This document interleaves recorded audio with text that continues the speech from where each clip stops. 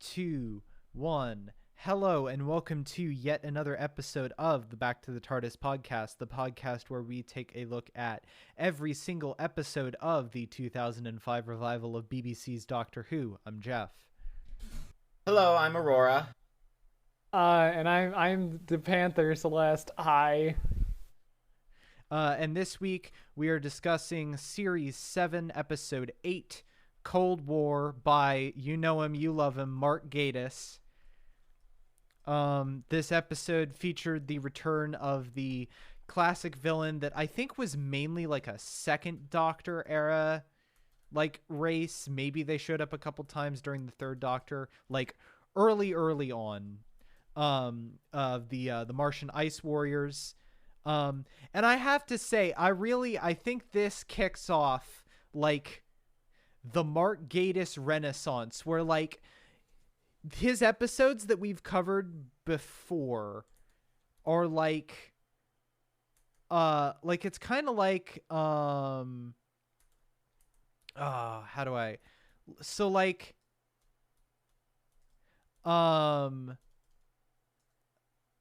we had Unquiet Dead, right, which was, you know, it was fine. It sucked. But it was yeah, it kind of sucks. It's like the worst episode in series 1. Though really, I mean, series 1 is good. So like that being the worst episode means that it's honestly a pretty solid season, but it was the worst episode in that season. And you had Idiot's Lantern, which was pretty funny in some respects, but pretty shitty in like many others. In most others. Yeah. But I think here we really start a run of like Gatiss episodes being like, they're in this place where like they're not anything like special, but they are pretty fun, pretty solid, like mid-season filler episodes. I mean, like, yeah, I was shocked because I saw Mark Gatiss come up on screen at the beginning and I was like, this is going to be a throw. But then like I watched it and I was like, that actually went by really smoothly and quickly, and it was paced really well. Like, I'm shocked at how well that was paced. Yeah, it's like you have this, you have Crimson Horror later in a couple episodes that's by him that's also pretty solid. You have Robot of Sherwood next season. You have Sleep No More, but we don't talk about Sleep No More. And you have Empress of Mars, and it's like all of those I think are like honestly pretty solid mid-season episodes that like they aren't anything special, but they're fun kind of romps, and I think they're exactly what like a mid-season Doctor Who filler episode needs and should be. Like if you compare this to like Curse of the Black Spot from last season, it's like night and day. Did he do Curse of the Black Spot? No, he didn't, but that's like oh yeah, it's an example of like a mid-season filler or like Absolutely. an early season filler.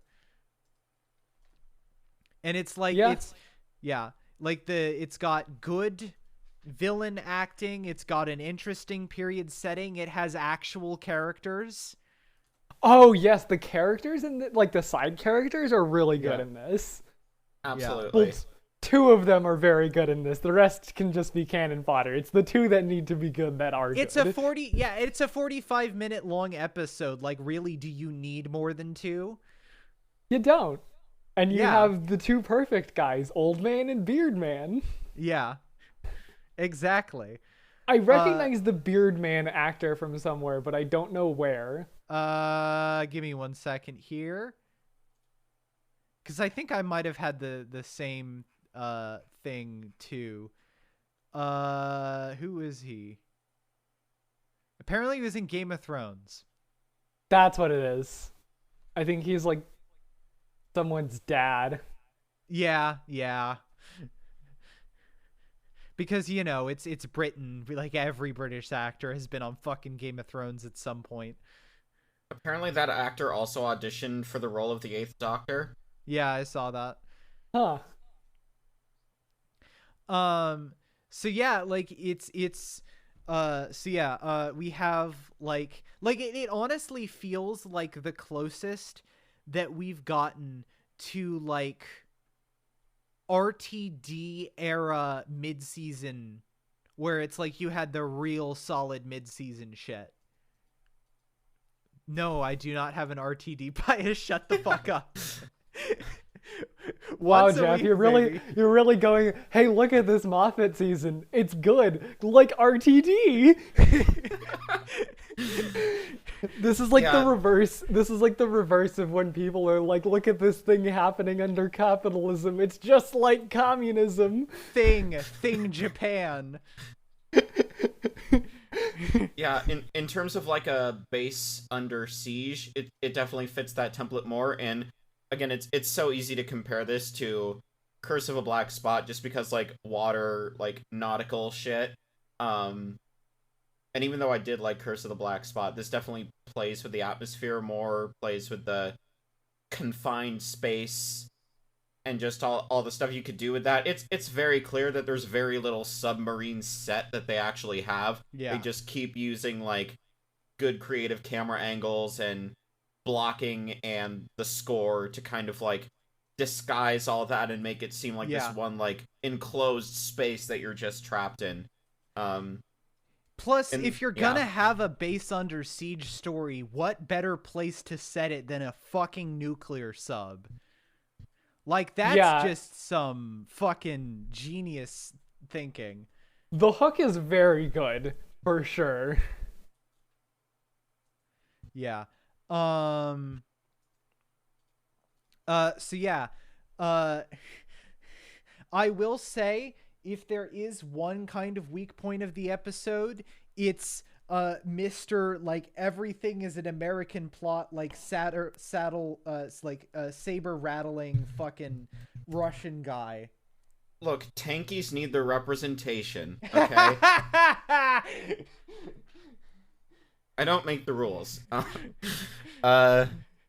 Yeah, he was pretty much the most shallow character of the cast.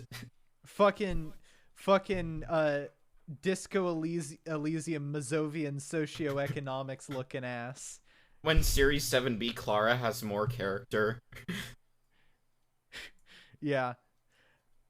And like, yeah, I also think that like Matt is on like pretty like good, surprisingly good form here. Like, and I think some of that comes from the fact that like he's met this race before. Like, there's definitely some of that there. Like, you definitely get the sense that like he and whatever the fuck, I don't remember what the Ice Warrior's name is, are the only ones like really like everybody else is playing catch up to them. Yeah, you feel the gravity of it for sure. Him and Skaldak. Skaldak, yes, there you go. That's it.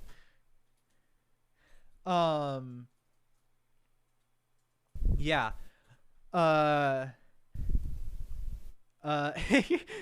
I like it. This is a pretty solid the Doctor accidentally, like, this has to go in like a Hall of Fame of just really fucking up a TARDIS landing. Yeah, I forgot about that plot point, and I further forgot that it didn't just magically reappear as it does in like a lot of episodes where they find it again. They have to go to the South Pole, and I did some math on this that is probably like not the most accurate because it's me and I don't. Oh no, that's a long fucking way. Yeah, like at least... I would assume that they had a whole bunch of wacky adventures on the way. Yeah. That there's probably some expanded canon stuff about. I would certainly hope so, but yeah, Clara was taught communist theory on that ship, lads. Yeah, so like doing the math, this is probably wildly incorrect, but it's at least it's definitely wildly incorrect. But they spent a lot of time on that sub, so it's just Also, there's stuff you could nitpick about this plot. That's why I wouldn't say, like, as Geoff said, it's like very solid mid-season filler, but it's definitely not like S tier shit, because you could be like, oh, why does the TARDIS translation circuit work when it's on the other side of the fucking planet? Well, I think the way that they explain that is it's literally like nanogenes or something. Like it gets like, remember when in End of the World, like it literally gets in your like rewrites your brain. Right, but like, yeah, I guess, because the one time it doesn't work, it's like the Doctor is unconscious and he's apparently an integral part of the process, but here he's conscious. It doesn't fucking matter, but it's just small things like that. Like, when you're in the moment of the episode, you don't give a fuck because the atmosphere and the acting and like everything virtually is on point. But it's like, it's one of those things where common to Gatis episodes where, or Gatis, however the fuck you say it, where you step back and you're Gatis. like, wait a second. It is Gatis. Based.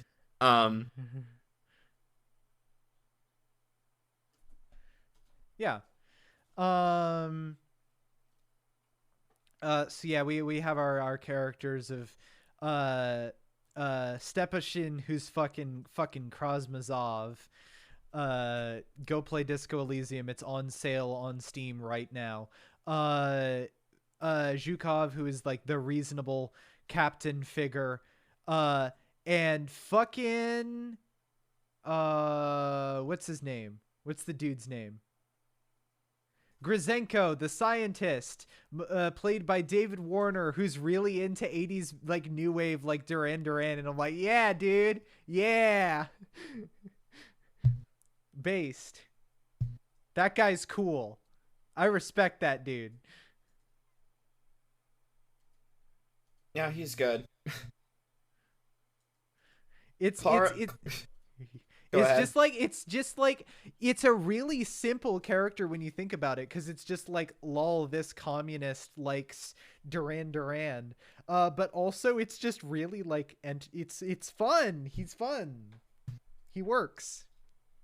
Yeah, it's a good addition to the mostly like seriousness of it all, to have one guy who's a bit of levity. That's a good choice. And it also gives, I don't know, Clara takes sort of a back seat in this episode, and he's kind of like her main point, like, person in the time period, which, I don't know, I'm sad that Clara doesn't do much except like talk to the Ice Warrior that one time and then act like she passed the test, but, you know, cool, I guess.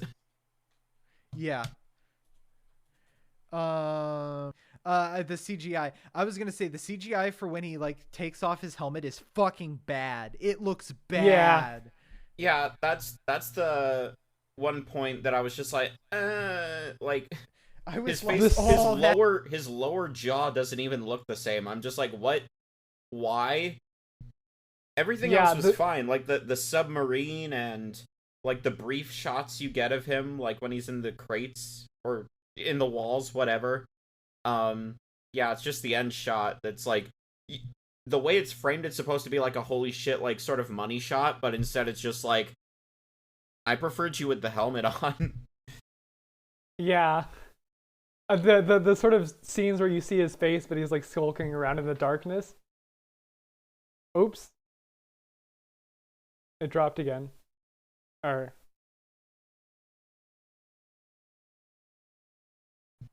What the fuck?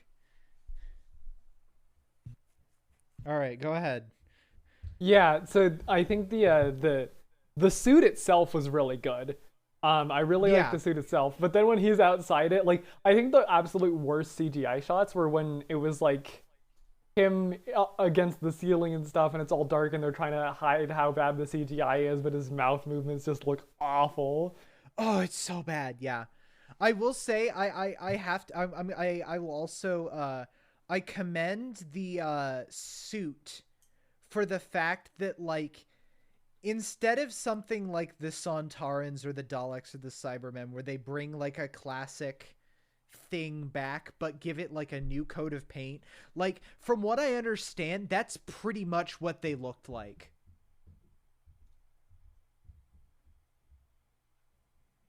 Yeah. So yeah. So I like that. I think that's pretty cool. That like instead of getting this redesign, I mean it works. It works. So yeah. Oh yeah, the suit itself and like the practical, like the mouth is a little stiff, but I much prefer it to whatever the fuck we got in the end. Oh yeah. Yeah, definitely. What was I gonna say? There was something else. Oh, I really like the tension in this episode, like the fact that like it kind of works well with the Russian, the Cold War themes, with the fact that like this totally was avoided, like they provoked it, and it kind of puts the next like 10-15 minutes of the episode in a really tense spot, as they kind of are like, well shit. Yeah, and the escalation of tension is really good too, because first we get sort of the cold open, we don't know what it is, then we discover it's an ice warrior. It's not just an ice warrior, it's like the greatest soldier they've ever had. Yeah. And it's not just that, but now he's calling for help. Yeah. And now he's out of the suit, and now like it just keeps getting better. Now he's going after the nuclear weapons. Yeah. It's like perfect escalation of tension without feeling like you're just throwing things in there for the heck of it. It all makes sense in the setting that it's in. Yeah. So that really worked for me. Something that I didn't notice until this time around was something that I thought was really interesting, in how like actually like super classic-esque it was, is the scene where it's gotten out of its suit and they're going through the ship and they go into this room where like he like killed a bunch of crewmates, and you don't actually see like anything from them, but you just have like the rest of the cast act like there's very clearly just like horrifically mangled corpses in there. And it's like, that's a super classic thing, because it's like the double whammy thing of like, you don't have to deal with the budget of getting bodies set up, and then you don't have to actually like show anything that could be like too gory for family TV. It was definitely really campy. It had real Lovecraft, oh my god, look at that thing over there, it's so disgusting, I can't even describe it, holy shit, type energy. Clara's reaction definitely sells it, especially because this is like the first time things have gotten really real for her. She's had one adventure in the TARDIS so far in the future, but like nothing so like brutal and grounded. So that was some good stuff right there. But yeah, I totally agree that it's very classic, very very early sci-fi, like Star Trek, the original series, where it's just like, I don't know, like all of the best stuff is implied, and it sort of adds to the horror or the seriousness of it. Yeah, definitely. Trying to think, there's like a line that was like really funny that Stepashin has, or no, maybe not. Okay, maybe not. Never mind. I thought there was a line where he was like, Stepashin was actually like straight up being like, yes, let's nuke them, let's do it, and then I forgot. No, that's Skaldak doing that. So never mind. I like what they do with that character, because it's been forever since we've seen this episode. So in my mind, when Skaldak had Stepashin and he was proposing an alliance, I thought like, oh great, they're gonna do the stereotypical thing where like, you know, he says, we're not so different, you and I.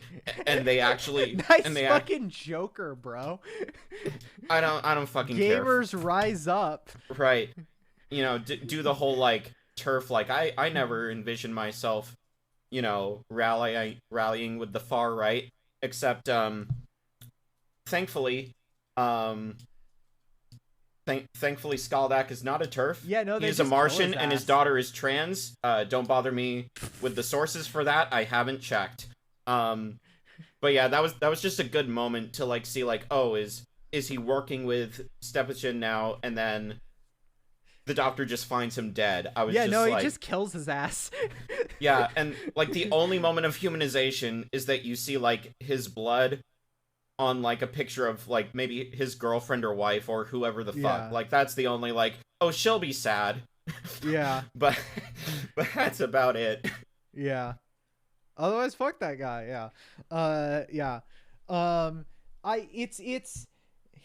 It's kind of campy and cheesy that the entire episode itself ramps up to a case of mutually assured destruction. But given the setting, it's kind of a fucking given. Like, from like the beginning of the episode, you know, oh, this is where it's gonna end. Yeah. It's always nice to see the sonic screwdriver glow a different color. Haven't seen that in a bit. Very cool. Props to the light department. Yeah, it's thematically appropriate, but at the same time, it's like, if I were to nitpick one thing about this episode, it's like, it's a good, like, base under siege. Like, the plot is really good. Or like, the plot is serviceable. The atmosphere, like, really holds it together. The acting is good, etc. But I can't really, like, pull consistent themes out of it, except, like, very shallow ones of, like, understanding. And just at the very end, they just hammer this theme of mercy in, when that hasn't really been properly baked throughout the narrative. So at the very end, I was just like, oh, mercy is a good message. Too bad you kind of waited until now to say it. Yeah.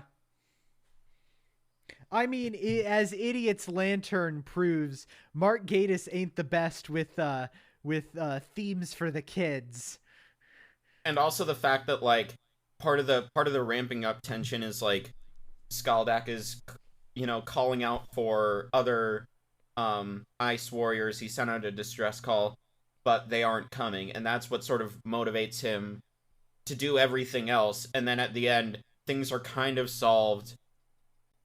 It's kind of a Deus Ex Machina. Yeah, the way, no, like, it is a Deus Ex Machina. Yeah, where it's just like, oh, they were here. They just took a while. Which I suppose, like, if they left Mars... Excuse me. Wow. If they left Mars and colonized, like, other places, sure. It takes more time. Whatever. But it's just sort of like, oh, here, we need to end this. Here you go. Like... Yeah. 45 minutes are up. Let's go. Yeah, so that was the only part where I was just like, okay, sure. You know? Yeah. As I said, it's a popcorn episode. It's not Human Nature. It's not Midnight, but it's fine, and it's a lot better than where we had been. It's like gourmet popcorn. It's not a 5-star buffet, but it's good for what it is.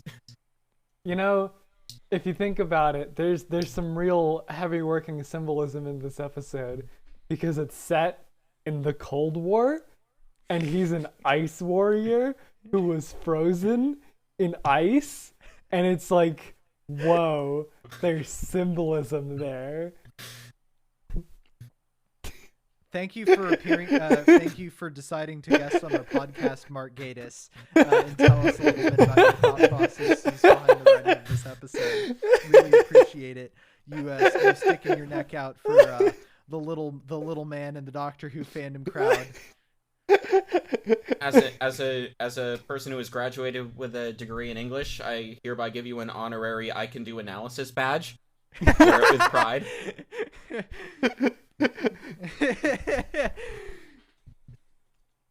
Yeah.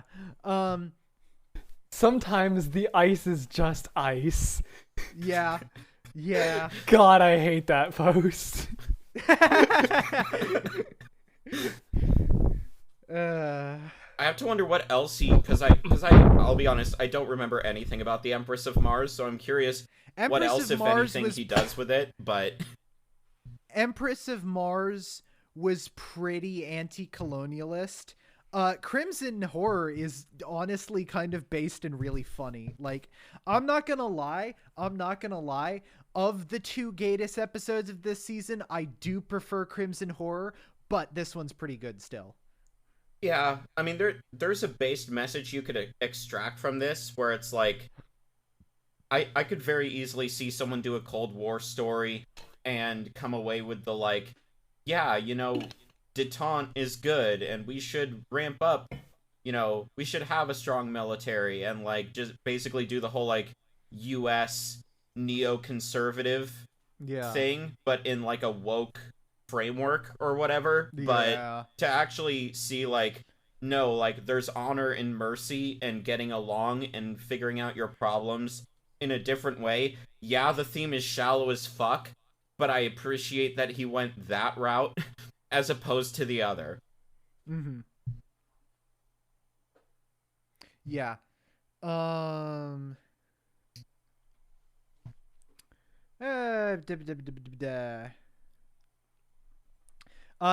Another, like, this is really, you can tell that this is Gatis being a classic fanboy, because he also mentions the HADS, which is something that was also like used as an explanation for why the TARDIS wasn't around in some classic episodes, where it's like, oh yeah, just nope the fuck out because it was really dangerous.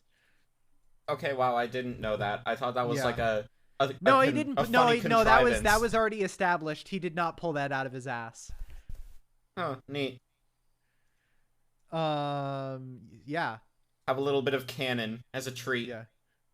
There you go, dear. There's your canon. I don't know what accent that was. Don't ask me. So yeah. Anything else before we move on to ratings, I guess? Nope. Okay. So yeah. Moving on to the ratings. Yeah. No, it's good. It do be pretty neat. I enjoy a lot of it. I think the side characters are good. I think it's a fun, funky setting. I wish mid-season filler was more like this, because I think it's really, really solid. Yeah. It's just a good, fun popcorn episode. And I would give it a solid A. Yeah, we enjoyed this episode. It was a lot more engaging than I think our memory had it as being. Virtually, it as Geoff said, and as we've said, it's definitely a popcorn episode, but I'd say like more along the gourmet side. It's simple but effective. The atmosphere, the setting, the acting, again, don't want to repeat myself too much. But I enjoyed it, and I think it's nice to experience some filler in a series that isn't like trying to do this grand epic like story arc. It kind of arguably is, but not to the extent of like, who the fuck is River Song? Like, it's nice to go back to like, hey, sometimes we can just have fun and see what these characters are going to experience. Nothing too special, but also, it's fun. It's good filler. B+. Yeah. Yeah. Oh, just one last note that I forgot to say. The lighting in this is really good. Oh, with the exception of the, it's good. Funky CGI Martian scenes. Yeah. The lighting is really good. There was one bit, like, they use a lot of blues and reds in this one. It's very bisexual lighting. There's a few really good bits of the Doctor being, like, partially lit up with red and dark blues, and the contrast is really good, and it gives a lot of good atmosphere to the episode. That was just one more note absolutely. I wanted to that scientist on that scientist is definitely queer. Yeah.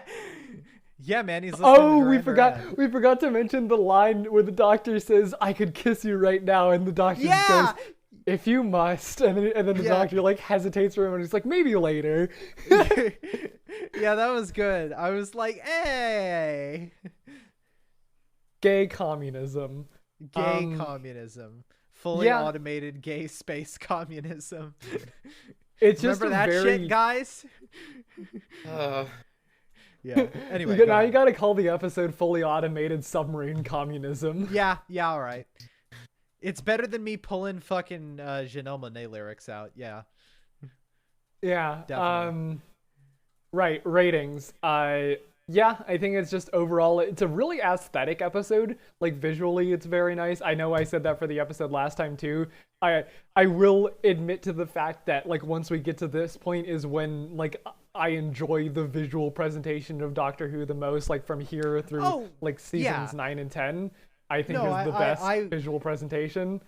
Yeah, I'm not the biggest fan of this era, but I will definitely agree this is top tier visual presentation when it comes to Doctor Who. Absolutely. Yeah. So I really like that, and I think the Doctor and Clara were good in this. We didn't really touch on it, but I think Clara was still interesting in this episode because she kind of has like a shell shock moment, which was like, yeah, that's a thing you don't get too often with companions, but it like makes sense because this is kind of her first like dead body, as far as I can remember, and it's kind of the point where she's like, oh wait, this is like actually dangerous. Like we can't this just is for like real, bro. Like, because up until now it's always been like, oh, we can just get in the TARDIS and fuck off. But now it's like, oh wait, this is like dangerous. Oh, Time can be rewritten, etc. Yeah, it's good, and I think the Doctor is good, and I think the Russians are little funky dudes, and I think the Martian was funny. Little funky Russian man. Yeah, I would say it's like an 8.25 out of 10. Yeah, all right. Okay.